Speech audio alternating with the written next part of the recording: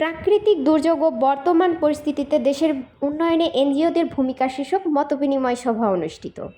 সোমবার ২৬ আগস্ট বিকাল ৪টায় কিশোর অপরাধ প্রতিরোধ কনসোর্টিয়ামের আয়োজনে মিরপুরে রয়্যাল বেঙ্গলের রেস্টুরেন্টে এই আলোচনা সভা অনুষ্ঠিত হয়।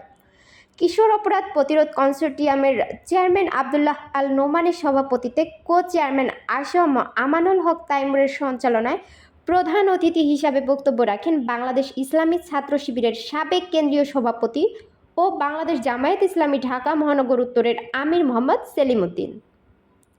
বিশেষ অতিথি হিসাবে বক্তব্য রাখেন ওয়ামির country director doctor Redwanur Rahman, Dhaka মহানগর উত্তর জামায়াতের সহকারী সেক্রেটারি মাহফুজুর রহমান হৃদয়, শিক্ষা উন্নয়ন ফাউন্ডেশনের চেয়ারম্যান কবি আবু হানিফ হৃদয়, হোমটাউন গ্রুপের ব্যবস্থাপনা পরিচালক জিএম হাফিজুর রহমান সোয়াবের সিও আফতাবুজ্জামান, বিয়ানমণি সোসাইটির চেয়ারম্যান নাজনীন আক্তার, বিবি আসিয়া ফাউন্ডেশনের নির্বাহী পরিচালক মনির হোসেন প্রমুখ। এ সময় সারা বাংলাদেশের ৭৪টি সংগঠনের প্রধান, বিভিন্ন দাতা সংস্থার প্রতিনিধি ও সরকারের পলিসি মেকিংয়ের প্রতিনিধি উপস্থিত ছিলেন।